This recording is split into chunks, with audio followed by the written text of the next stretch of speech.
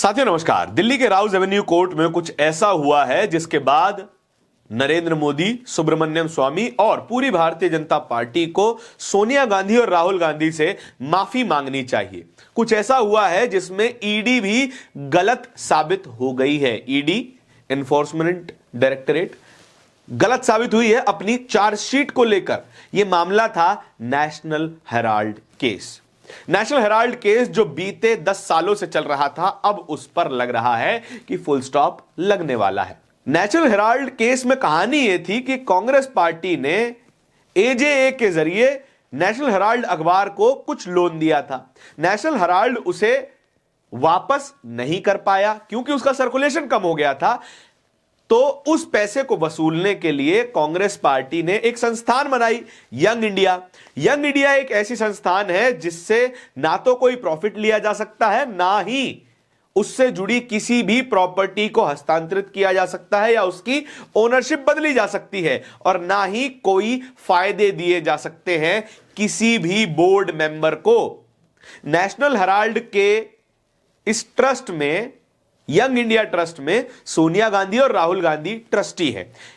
इन trustees को कोई profit नहीं दिया जा सकता, कोई भी प्रॉपर्टी इनके नाम नहीं की जा सकती और ना ही कोई सुविधाएं दी जा सकती हैं, जैसे गाड़ी, बंगला, घोड़ा गाड़ी, कुछ भी नहीं, कुछ भी नहीं दिया जा सकता। केवल और केवल ये नाम के ट्रस्टी होंगे और पूरी संस्थान ये अखबार चलाएगी। हालांकि उस अखबार का सर्कुलेशन फिलहाल के लिए बंद है, वेबसाइट जारी है, लेकिन उस पर भी काम ना के बराबर हो रहा है। लेकिन इस संस्थान के पास प्रॉपर्टी बहुत सारी है। उस प्रॉपर्टी से कुछ किराया आता है, कुछ प्रॉपर्टी लीज पे दी गई है, रेंट पे दी गई है, उससे रेंट आता है केवल एम्प्लॉइज की सैलरी निकालने भर का। लेकिन उस रेंट को भी अगर उसमें से कोई पैसा बच जाता है तो ट्रस्ट के अकाउंट में डाला जा सकता है। किसी भी ट्रस्टी को वो पैसा छूने की अनुमति नहीं है। लेकिन इल्जाम लगा भारतीय जनता पार्टी, सुब्रमण्यम स्वामी और खुद नरेंद्र मोदी की तरफ से कि गलत तरीके से पैसे को घुमाया जा रहा है एजेए के जरिए और यंग इंडिया के जरिए, जो कि फिलहाल के लिए नेशनल हेराल्ड का मालिक है।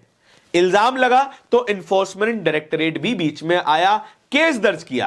केस के बाद पूरी कार्रवाई हुई। 10 साल तक इन्वेस्टिगेशन चलती रही। 10 साल तक इन्वेस्टिगेशन जारी रखने के बाद आज के दिन 16 दिसंबर 2025 को ईडी चार्जशीट लेकर पहुंची दिल्ली के राउज एवेन्यू कोर्ट में, और राउज एवेन्यू कोर्ट ने ईडी के गाल पर, नरेंद्र मोदी के गाल पर, सुब्रमण्यम स्वामी के गाल पर, पूरी भारतीय जनता पार्टी के गाल पर एक करारा तमाचा रख दिया है। और क्या कहा है यह सुनिएगा। नेशनल हेराल्ड केस में सोनिया गांधी, राहुल गांधी को बड़ी राहत। ईडी की चार्जशीट पर कोर्ट ने सुनवाई से इनकार कर दिया है।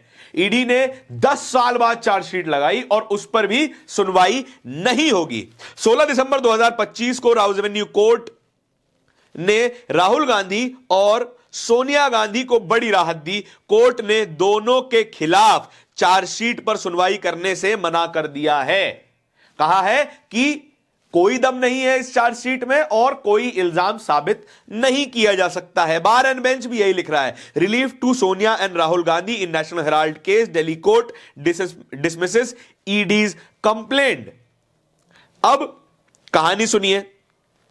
इस केस में कांग्रेस पार्टी के वकील अभिषेक मनु सिंघवी इस पूरी सुनवाई के बाद क्या लिख रहे हैं वो देखिएगा। Great sweet taste to deserved victory, national herald case. Trial जज does not find the worth to take cognisance. Trial जज को यह बिल्कुल नहीं लगा कि इस मामले में हस्तक्षेप करने की जरूरत है। बड़ी जटिल अंग्रेजी लिखी है सिंघवी साहब ने, बड़े वकील हैं तो आपको हिंदी तर्जुमा इसका बता देते हैं कि एक भी रुपया इधर से उधर नहीं किया गया। नेशनल हेराल्ड, एजेए और यंग इंडिया से एक भी प्रॉपर्टी की ओनरशिप नहीं बदली गई, नेशनल हेराल्ड से या फिर किसी भी संस्थान से, और एक भी फायदा सोनिया गांधी या राहुल गांधी को या फिर किसी भी ट्रस्टी को नहीं मिली।